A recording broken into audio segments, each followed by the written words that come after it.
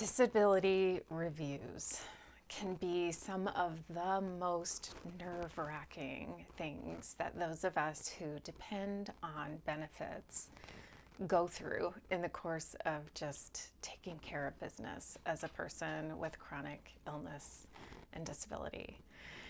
Hey folks, my name is Annette.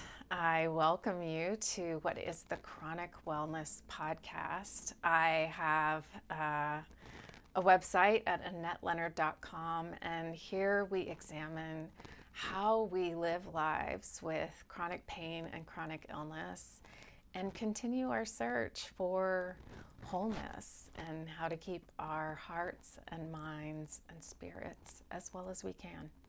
Thanks for tuning in. So I have been conspicuously, maybe inconspicuously, depending on how much you tune in, absent. My podcast just went dark last year and I gave no reason for it. And the reason my podcast went dark was to do with my long-term disability benefits.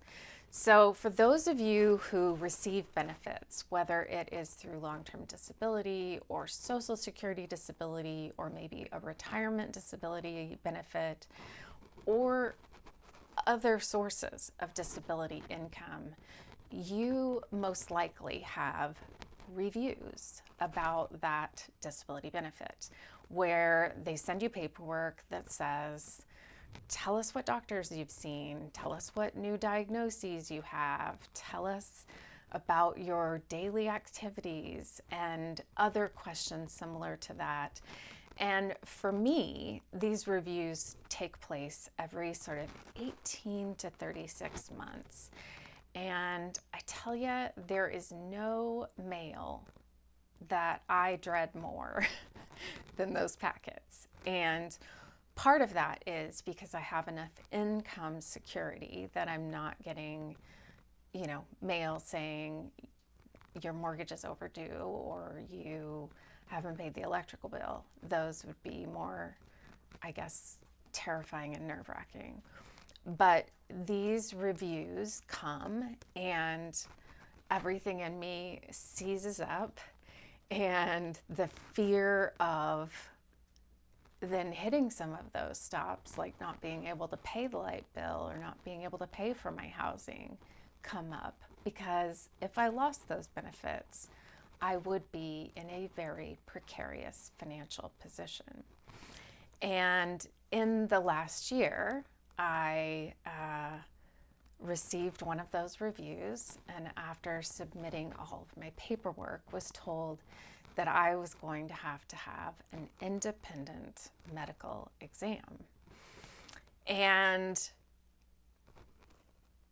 spoiler alert, they canceled my benefits, and part of the reason that they cited for canceling those benefits is the fact that I do this brief weekly podcast.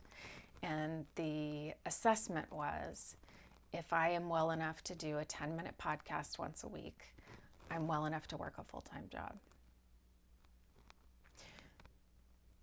So I'll get into the weeds with you in future episodes about a disability review, about an independent medical exam, about filing appeals, about the whole lot of it.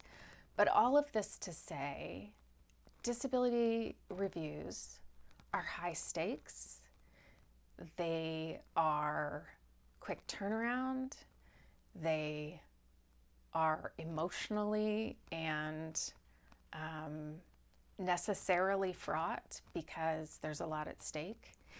And the more you can do to equip yourself in terms of keeping copies of all of your last reviews that you've submitted, keeping good records from doctor's appointments that you've attended over the course of time so that you're able to quickly go back and reference, who did I see in the last 6 months? Which new diagnoses? Do I have any hospital visits? All of the kinds of things that they're asking in that review.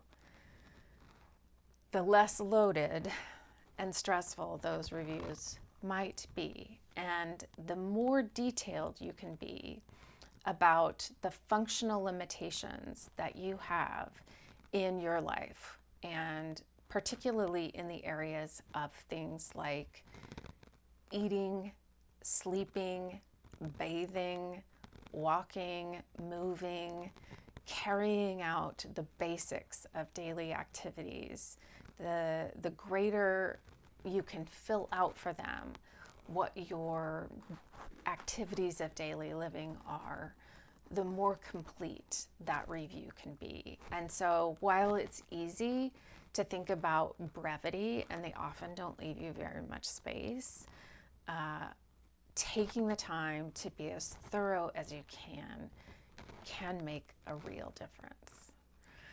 All right, we'll have many more episodes to discuss this, and as ever, I read and respond to my comments. So if you have questions or specific details about disability reviews that you want me to get into, leave me a comment.